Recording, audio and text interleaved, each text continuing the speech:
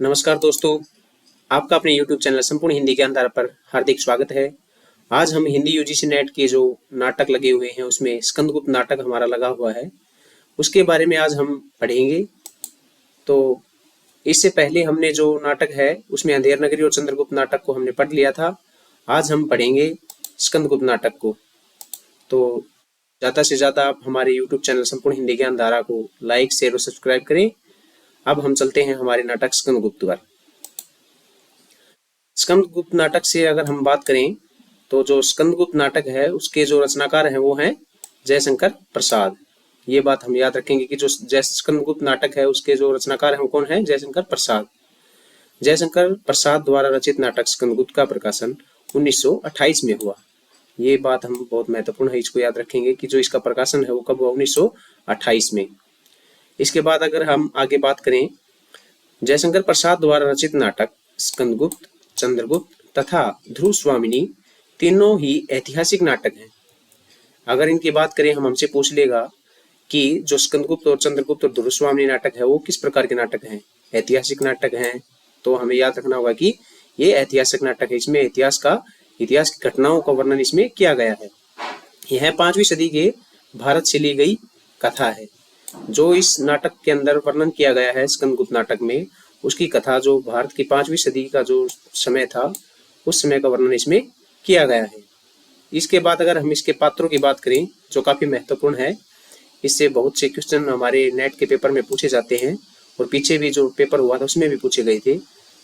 तो अगर हम बात करें पुरुष पात्रों की, तो पुरुष पात्रों में प्रमुख जो पात्र हैं स्कंदगुप्त, जो इस नाटक का नायक है, कुमारगुप्त, गोविंदगुप्त, प्रणदत्त, चक्रपालित, बंधुवर्मा, भीमवर्मा, मात्रगुप्त, प्रपंचबुद्धि, सर्वनाग, कुमारगुप्त, पुरगुप्त, भट्टार्क, ये काफी महत्वपूर्ण है, भट्टार्क, पृथ्वीसेन, खिंगिल, मुदगुल। तो इसमें जो प्रमुख पात्र है स्कंदगुप्त, कुमारगुप्त, भट्टार्क, पृथ्वीसेन, प्रणदत्त, ये हमें याद रखने होंगे। और आजकल जो नया वो चला हुआ है ट्रेंड, उसमें हमारे से जो प्रमुख पात्रों को ना पूछकर जो गौण पात्र हैं उनके बारे में ज्यादा पूछा जाने लगा है। तो हमें सभी पात्रों को याद रखना होगा। इसके बाद अगर हम बात करें स्त्री पात्रों की, ये जो हमने जो देखे हैं वो हैं पुरुष पात्र। पुरुष पात्रों में जो हमने प्रमुख देखे हैं वो हमारे इसमें दिखाए गए हैं स्कंदगुप्त, कुमारगुप्त, गोविंदगुप्त, भट्टार्क, खिंगिल, मुदगुल, बंधुवर्मा, भीमवर्मा। तो इनको हम याद रखेंगे। इसके बाद जो इसके स्त्री के पात्र हैं जो इनसे पूछे जाते हैं, ये ऐसे पात्र हैं जिनसे लगभग हमेशा पेपर में प्रश्न पूछा जाता है। तो अगर स्त्री पात्रों की हम बात करें तो देवकी, आनंद देवी, जयमाला, देवसेना, विजया, कमला, रामा, मालिनी। मालिनी ये एक ऐसा पात्र है जो हमें दूसरे कहानियों में या उसमें भी मिलेगा, तो ये काफी प्रमुख पात्र है, इसको हम याद रखेंगे। मालिनी, देवसेना, ये पिछले पेपर में पूछा गया था, देवसेना किस नाटक की जो पात्र हैं? देवकी है। ये दो, देवकी और देवसेना, जयमाला, तो इनको हम याद रखेंगे। देवकी, आनंद देवी, जयमाला, देवसेना, विजया, कमला, रामा, मालिनी, ये किसके पात्र हैं? तो ये स्कंदगुप्त नाटक के पात्र हैं। स्कंदगुप्त नाटक, इसमें हम देखेंगे स्कंदगुप्त नाटक है उसकी जो रचना है वो जयशंकर प्रसाद ने 1928 में की थी।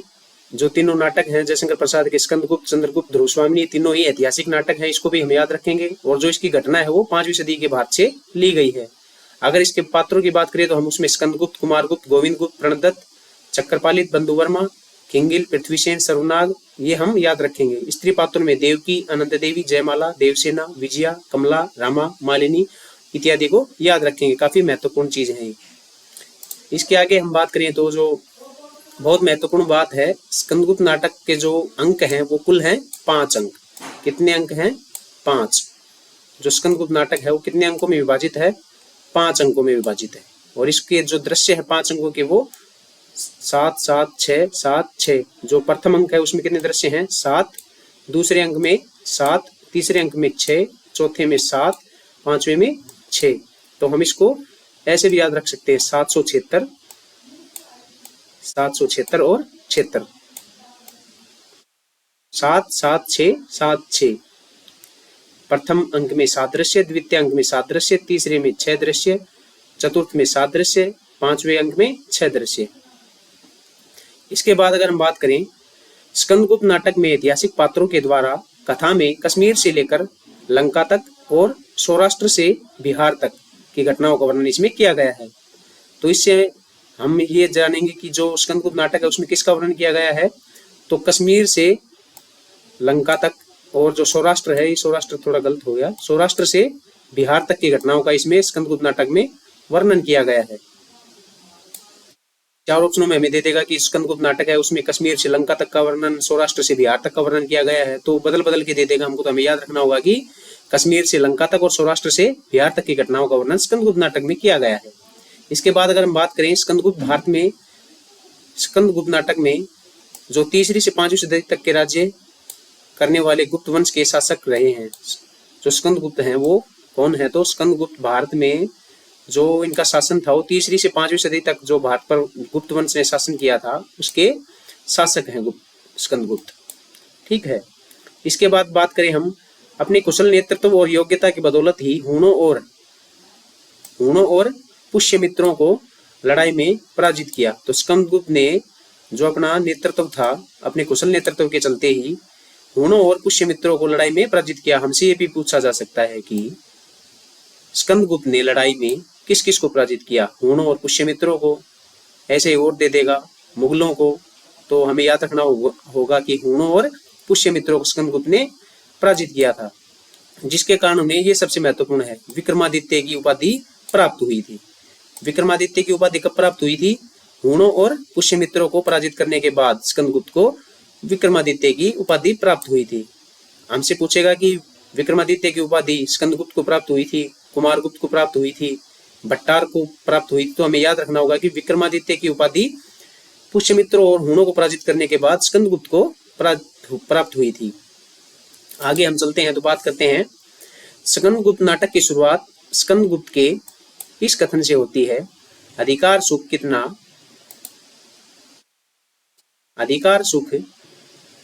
कितना मादक और सारहीन है। ये काफी महत्वपूर्ण पंक्ति है जो बार बार नेट में पूछी भी जाती है कि जो स्कंदगुप्त नाटक से अधिकार सुख कितना मादक और सारहीन है, यह पंक्ति किसने कही थी, तो ये बात हम याद रखेंगे, स्कंदगुप्त ने यह बात कही थी। इसके बाद अगर हम बात करें, अनंत देवी और भट्टार तथा प्रपंच बुद्धि सम्राट कुमारगुप्त की हत्या का षड्यंत्र रचते हैं। जो कुमारगुप्त की हत्या का षड्यंत्र है वो कौन कौन रचते हैं, तो हम याद रखेंगे कि अनंत देवी और भट्टार, ये है अनंत देवी और भट्टार कुमारगुप्त की हत्या का षड्यंत्र रचते हैं। कुमारगुप्त की हत्या के बाद भट्टार पुरगुप्त को सम्राट बनाता है। जो कुमारगुप्त की जब हत्या हो जाती है तो उसके बाद सम्राट किसको बनाया जाता है, तो हम याद रखेंगे पुरगुप्त को, यह है पुरगुप्त को सम्राट बनाया जाता है। आगे देखेंगे स्कंदगुप्त अपनी प्रियतम देवसेना, ये बहुत ही महत्वपूर्ण पात्र है इस नाटक की देवसेना। जो स्कंदगुप्त की प्रियतम है देवसेना को न पाकर आजीवन कीमौर्य व्रत ले लेता है। ये बहुत ही महत्वपूर्ण है कि जो स्कंदगुप्त है अपनी प्रियतमा को न पाने पर कौन सा व्रत धारण कर लेता है, तो कीमौर्य व्रत ले लेता है। स्कंदगुप्त नाटक का अंत विषादात्मक भले ही है किंतु विद्वानों ने इसे प्रसादांत नाटक माना है। तो ये भी पूछा जाएगा कि हमें चार ऑप्शन में एक दे देगा कि स्कंदगुप्त नाटक का अंत सुखात्मक है, तो हमें याद रखना होगा कि विषादात्मक भले ही हो लेकिन विद्वानों ने इसे प्रसादांत नाटक माना है। आगे बात करें, स्कंदगुप्त नाटक में कल्पना और इतिहास का सुंदर समन्वय किया गया है। जो इसके अंदर वर्णन किया गया है वो काल्पनिक भी है और ऐतिहासिक भी है। इतिहास की घटनाओं का, पात्रों का वर्णन इसमें किया गया है। स्कंदगुप्त नाटक में बहुत से ऐसे पात्र और प्रसंग हैं जो काल्पनिक हैं, तो ये भी बात हम याद रखेंगे। इसमें जो काल्पनिक पात्र हैं वो कौन कौन से हैं, खिंगिल, मुदगल, कमला, देवसेना, विजया, मालती, रामा। इनमें से हमें दो पात्रों को ऑप्शन में दे देगा और पूछेगा कि इनमें से कौन से काल्पनिक पात्र हैं। तो काल्पनिक पात्र कौन है, खिंगिल,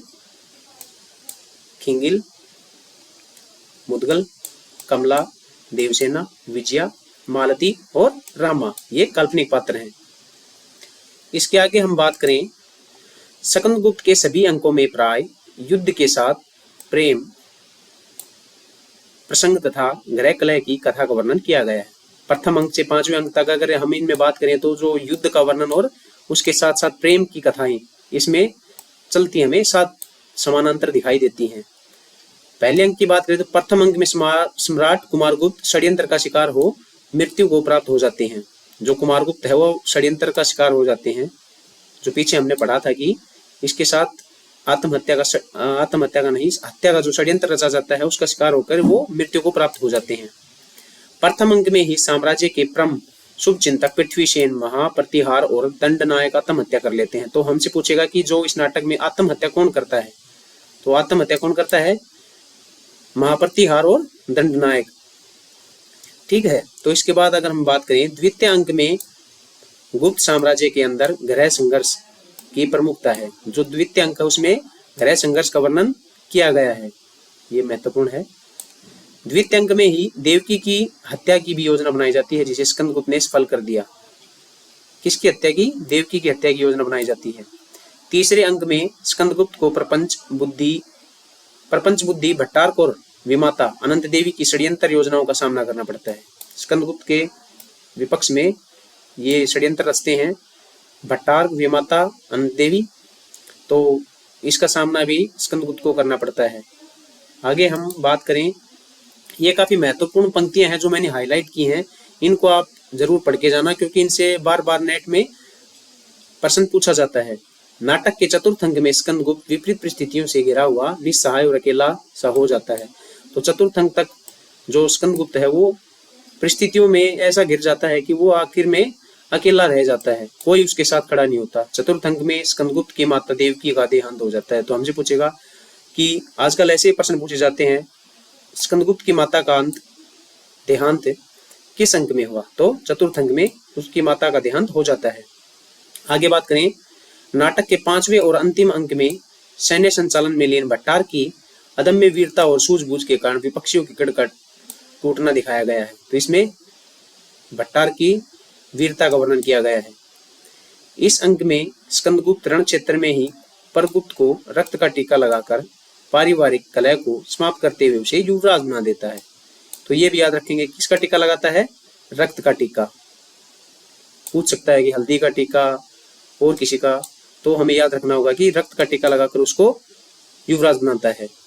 नाटक का अंत स्कंदगुप्त के आंसू और करुण उच्छ्वास से ही होता है। नाटक का जो अंत है वो किससे होता है? स्कंदगुप्त के आंसुओं से और करुण उच्छ्वास से नाटक का अंत होता है। इस नाटक में अगर हम आगे बात करें तो जो महत्वपूर्ण कथन है उनको मैंने हाईलाइट किया है। उन कथनों को हम एक बार देखेंगे जो बहुत ही महत्वपूर्ण है, उनको मैंने हाईलाइट कर रखा है, जो नेट में पूछने की पूरी संभावना है। तो अगर हम बात करें, पहला ही कथन है जो स्कंदगुप्त का, जो हमने पहले भी पढ़ा था कि अधिकार सुख कितना मादक और सारहीन है, अपने को नियामक और कर्ता समझने की बलवती स्पृहा उसमें बेगार कराती है। ये किसका कथन है? स्कंदगुप्त का। तो इसको तो हमें याद रखना ही होगा कि अधिकार सुख कितना मादक और सारहीन है, अपने को नियामक और कर्ता समझने की बलवती स्पृहा उसमें बेगार कराती है, स्कंदगुप्त ने कहा था। इसके बाद अगर हम बात करें, राष्ट्रनीति दार्शनिकता और कल्पना का लोक नहीं है, ये किसने कहा था? प्रणदत्त ने। क्या? कि राष्ट्रनीति दार्शनिकता और कल्पना का लोक नहीं है। तो इनको हम याद रखेंगे। आगे हम चलते हैं, ये काफी महत्वपूर्ण है। आंधी आने से पहले आकाश जिस तरह स्तंभित हो रहता है, बिजली गिरने से पूर्व जिस प्रकार नील कादम्बिनी का मनोहर आवरण महाशून्य पर चढ़ जाता है, क्या वैसी ही दशा गुप्त साम्राज्य की नहीं है? ये किसने कहा था? प्रणदत्त ने। प्रणदत्त गुप्त साम्राज्य के बारे में कहता है कि आंधी आने से पहले आकाश जिस तरह स्तंभित हो रहता है, बिजली गिरने से पूर्व जिस प्रकार नील कादम्बिनी का मनोहर आवरण महाशून्य पर चढ़ जाता है, क्या वैसी ही दशा गुप्त साम्राज्य की नहीं है? तो ये बात कौन कहता है? प्रणदत्त। इसके बाद अगर हम बात करें, जिसके हाथों में बल नहीं उसका अधिकार ही कैसा, और यदि मांगकर भी मिल भी जाए तो शांति की रक्षा कौन करेगा? ये बात किसने कही? भट्टारक ने।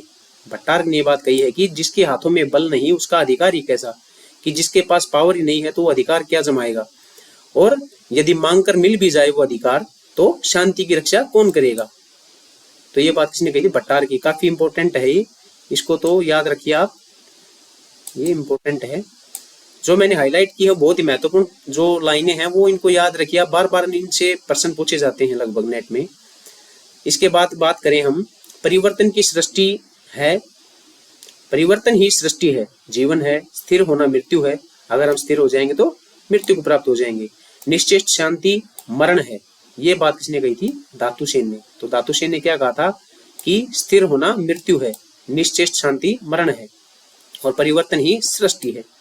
अगर परिवर्तन नहीं होंगे तो फिर हम विकासशील नहीं हो सकते। परिवर्तन ही प्रकृति का नियम है, ये भी हमने पहले भी इन चीजों के बारे में जाना है कि परिवर्तन ही प्रकृति का नियम है। तो इसमें भी कही गई है कि परिवर्तन ही सृष्टि है, जीवन है, स्थिर होना तो मृत्यु है। आगे हम बात करें तो ये पंक्ति महत्वपूर्ण है। युद्ध क्या ज्ञान गान नहीं है, रुद्र का श्रृंगीनाद, भैरवी का तांडव नृत्य और शास्त्रों का वाद्य मिलकर भैरव संगीत सृष्टि होती है। तो ये काफी महत्वपूर्ण है जो जयमाला ने कही थी। युद्ध क्या गान नहीं है, रुद्र का श्रृंगीनाद, भैरवी का तांडव नृत्य और शस्त्रों का वाद्य मिलाकर भैरव संगीत सृष्टि होती है। ये किसने कही थी? जयमाला ने। इसके बाद अगर हम बात करें, पवित्रता की माप है मलिनता, बहुत ही महत्वपूर्ण पंक्ति है। पवित्रता की माप है मलिनता, सुख का आलोचक है दुख, पुण्य की कसौटी है पाप। ये बात बहुत ही महत्वपूर्ण है जो देवसेना ने कही है। पवित्रता की माप है मलिनता, सुख का आलोचक है दुख। जब सुख आएगा तो उसकी आलोचना के रूप में मतलब दुख हमें मिलेगा। पुण्य की कसौटी है पाप। तो ये बात देवसेना ने कही थी। पवित्रता की माप है मलिनता, सुख का आलोचक है दुख, पुण्य की कसौटी है पाप। तो ये देवसेना ने। इसके आगे हम चलते हैं तो ये बात देखिए, संसार ही युद्ध क्षेत्र है, इसमें पराजित होकर शास्त्र अर्पण करके जीने से क्या लाभ। तुम युद्ध में हत्या करना धर्म समझते हो, परंतु दूसरे स्थल पर अधर्म। ये बात प्रपंच बुद्धि ने कही है, बहुत ही महत्वपूर्ण है कि संसार ही युद्ध क्षेत्र है, इसमें पराजित होकर शास्त्र अर्पण करके जीने से क्या लाभ। कि जो शास्त्रों का अर्पण करके जीने का कोई लाभ नहीं है। तुम युद्ध में हत्या करना धर्म समझते हो कि युद्ध में लोग मारे जाएं तो उसको तो तुम बहादुरी का काम समझते हो, उसे अपना धर्म समझते हो, परंतु दूसरे स्थल पर अधर्म, जो युद्ध के अलावा जो स्थान है उन पे तुम इसको अधर्म समझते हो। ये बात किसने कही थी? प्रपंच बुद्धि ने इस नाटक में कही थी। आगे देखिए, मैं तुम लोगों के भूत भविष्य और वर्तमान का नियामक, रक्षक और दृष्टा हूँ। ये बात भी प्रपंच बुद्धि ने कही थी। प्रपंच बुद्धि ने क्या कहा था कि मैं तुम लोगों के भूत भविष्य और वर्तमान का नियामक हूँ, रक्षक हूँ, दृष्टा हूँ। तो ये बात प्रपंच बुद्धि ने कही थी। इसके बाद देखिए, ब्राह्मण की मुक्ति भोजन करते हुए मरने में, बनियों की दीवालों की चोट से गिर जाने में, और शूद्रों की हम तीनों की ठोकरों से मुक्ति ही मुक्ति है। महादेवी तो छत्राणी है, संभवतः उनकी मुक्ति शस्त्र से होगी। ये बात मुदगल कहता है, काफी महत्वपूर्ण है ये। मुदगल ने क्या कहा था कि ब्राह्मणों की मुक्ति है वो भोजन करते हुए मरने में है, कि ब्राह्मण है वो खाते हुए, अगर भोजन करते हुए मरते हैं तो उनकी मुक्ति मानी जाती है। बनियों की दीवालों की चोट से गिर जाने में, जो कंगले दीवाले जो मतलब हैं लोग गरीब हैं उनकी चोट से गिर जाने में, और शूद्रों की हम तीनों की ठोकरों से मुक्ति है। महादेवी तो छत्राणी है, संभवतः उनकी मुक्ति शस्त्र से होगी। क्या? शस्त्र मतलब हथियारों से, लड़ाई से होगी। ये बात मुदगल कहता है। इसके बाद है काफी महत्वपूर्ण ये पंक्ति है, बार बार नेट में पूछी भी गई है पीछे पेपरों में, और भी जो अन्य साहित्य के पेपर हुए हैं उनमें भी पूछी गई है कि मैं स्त्री पर हाथ नहीं उठाता, परंतु सावधान, विद्रोह की इच्छा न करना, नहीं तो क्षमा असंभव है। ये कौन कहता है? स्कंदगुप्त कहता है। ये 2-3 महत्वपूर्ण कथन है स्कंदगुप्त के, तो इनको हम याद करेंगे कि मैं स्त्री पर हाथ नहीं उठाता, परंतु सावधान, विद्रोह की इच्छा न करना, नहीं तो क्षमा असंभव है। ये बात कौन कहता है? स्कंदगुप्त कहता है। ये पंक्ति भी बहुत महत्वपूर्ण है। वीरता उन्माद नहीं है, आंधी नहीं है जो उचित अनुचित का विचार न करती हो, केवल शस्त्र बल पर टिकी हुई वीरता बिना पैर की होती है, उसकी दृढ़ भित्ति है न्याय। ये बात गोविंद गुप्त ने कही थी। इसलिए गोविंद गुप्त ने क्या कही थी कि वीरता उन्माद नहीं है, आंधी नहीं है जो उचित अनुचित का विचार न करती हो, केवल शस्त्र बल पर टिकी हुई वीरता बिना पैर की होती है, कि जो ऐसी वीरता किसी काम की नहीं है जो सिर्फ शस्त्र बल पर टिकी हुई हो, लड़ाई पर टिकी हुई हो। तो ये बात गोविंद गुप्त ने कही थी।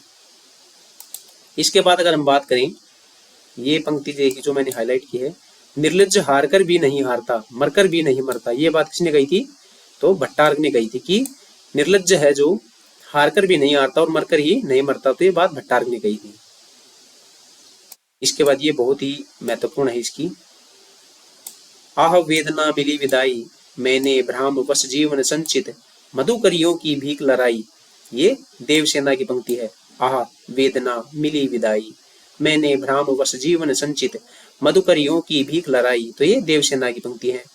इसके बाद अगर हम स्कंदगुप्त के नाटक के बारे में जो विद्वानों की राय है उसके बारे में बात करें, तो जयशंकर प्रसाद ने इस नाटक के बारे में कहा है कि पात्रों की ऐतिहासिकता के विरुद्ध चरित्र की सृष्टि जहां तक संभव हो सका नहीं होने दी गई है। फिर कल्पना का अवलंब लेना ही पड़ा केवल घटना की परंपरा ठीक करने के लिए। कि जो कल्पना का अवलंब कैसे लेना पड़ा कि घटनाओं की परंपरा को ठीक करने के लिए कल्पना का सहारा लेना पड़ा। इसमें दिया गया है कि फिर कल्पना का अवलंब लेना ही पड़ा केवल घटना की परंपरा ठीक करने के लिए। दशरथ ओझा ने इसके बारे में कहा है कि इस नाटक स्कंदगुप्त में हमें मनुष्य का पूर्णता पर पहुंचने का मार्ग दिखाया गया है। दशरथ ओझा क्या कहते हैं कि जो इसमें मनुष्य का पूर्णता पर पहुंचने पर जो वर्णन है वो इसमें दिखाया गया है, जिसे हम भाग्यवत धर्म कहते हैं कि धर्म के माध्यम से जब मनुष्य पूर्णता को प्राप्त करता है तो उसका वर्णन इसमें हमें दिखाया गया है। इसके बाद अगर हम बात करें डॉक्टर नगेंद्र, उन्होंने कहा है कि उनके इनके बारे में जयशंकर प्रसाद के बारे में कहते हैं कि जयशंकर प्रसाद के नाटकों में पौराणिक युग जन्मेजय का नागयज्ञ से लेकर हर्षवर्धन युग राजश्री तक के भारतीय इतिहास की गौरवमयी झांकी देखने को मिलती है।